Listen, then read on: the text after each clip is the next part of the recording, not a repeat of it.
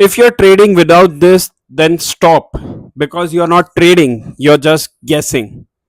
सारे ट्रेडर्स सोचते हैं कि वो लोग इसीलिए फेल हो रहे हैं क्योंकि स्ट्रैटेजी उनके पास राइट नहीं है, बट ये जो चीज है ये उससे भी ज्यादा डेंजरस एंड कॉम्प्लिकेटेड है.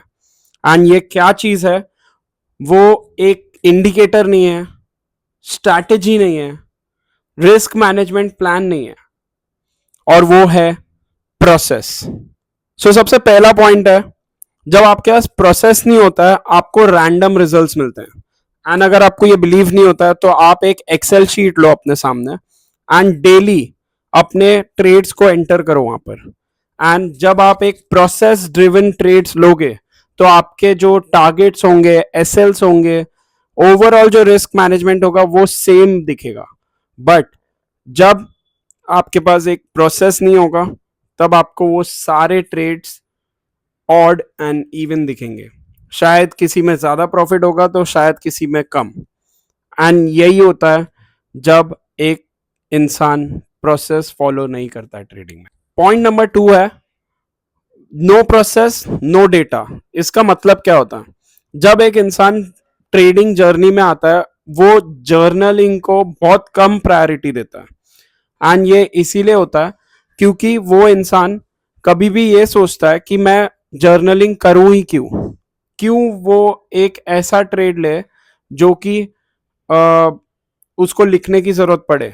तो यस, प्रोसेस में आपका एंट्री क्राइटेरिया, एग्जिट क्राइटेरिया, ये सारा कुछ प्री डिफाइंड होता है. एंड उससे होता क्या है, आप सब कुछ लिखते जाते हो क्योंकि आपका एंट्री कहाँ हुई, एग्जिट कहाँ हुआ, एसएल कितना था, टारगेट कितना था, टोटल आप पूरा सब कुछ डेटा प्रिपेयर करते हो. एंड वो डेटा आपको life long as a asset more than a capital काम आता है. अगर आप ये 2 पॉइंट फॉलो कर लोगे तो शायद आपको वो एज ट्रेडिंग में मिल सकता है, अगर आपके पास एक अच्छी स्ट्रैटेजी है तो. और अगर आपके पास स्ट्रैटेजी नहीं है तो आप ये वाली वीडियो जाके रेफर कर सकते हो. आपको एक प्री डिफाइंड स्ट्रैटेजी मिल जाएगी, बैक टेस्टेड ऑलरेडी है, बट फिर भी आप back test and forward test सब कर सकते हो. एंड अब मैं आपको बताऊंगा एक कॉमन ट्रैप क्या है ट्रेडिंग का. तो बेसिकली क्या होता है, जब आप ट्रेडिंग स्टार्ट करते हो तो आप पहले रूल्स लिस्ट डाउन करते हो क्योंकि आपने ऐसी बहुत सारी वीडियोस देखी होंगी. तो आप रूल्स लिस्ट डाउन करते हो बट वो रूल्स आप फॉलो ही नहीं करते हो. फिर जब आपका स्टॉप लॉस हो जाता है, अगर टारगेट हो गया तो वेल एंड गुड, आप सोचोगे कोई बात नहीं, सही कर रहा हूं मैं, एकदम सही कर रहा हूं. बट जिस दिन आपका लॉस होता है तब आपको रियलाइज होता है कि आपने ये रूल फॉलो नहीं किया था. फिर से आप बैठते हो, रूल्स लिखते हो, बट उसका क्या फायदा है, एक बार लॉस हो गया, आपने रूल्स नहीं फॉलो किए, मतलब नहीं फॉलो किए. तो आपको क्या करना है, चाहे प्रॉफिट हो या लॉस हो, अगर आपने रूल फॉलो नहीं किया है तो वो प्रॉफिटेबल ट्रेड भी लूजिंग ट्रेड को डिक्लेयर कर दो. सो अब मैंने ये सारी चीजें तो बता दी, बट इसका सोल्यूशन क्या है. द बेस्ट सोल्यूशन है जो मैंने खुद ने फॉलो किया है.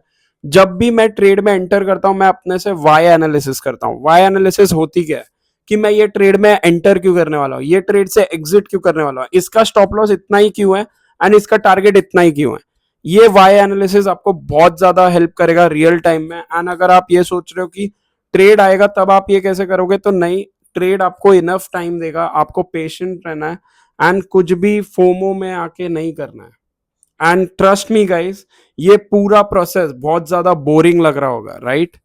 बट यस, आप चाहे जितने भी सक्सेसफुल ट्रेडर्स देखोगे वो पूरी उनकी लाइफस्टाइल ही बोरिंग होती है, क्योंकि इंस्टाग्राम पे जितनी भी आप लाइफस्टाइल देखते हो वो आपको इसीलिए अट्रैक्ट करते हैं क्योंकि उन्होंने एक बोरिंग लाइफस्टाइल फॉलो की है. एंड अगर आपको रीजन जानना है कि ट्रेडिंग बोरिंग क्यों होती है तो आप ये वीडियो जाके देख लेना. ये वीडियो आपको क्लियर आइडिया दे देगी कि ट्रेडिंग बोरिंग क्यों होती है एक्चुअल में, एंड क्यों ट्रेडिंग में आपको प्रोसेस फॉलो करना होता है, ना कि अपना गट फीलिंग.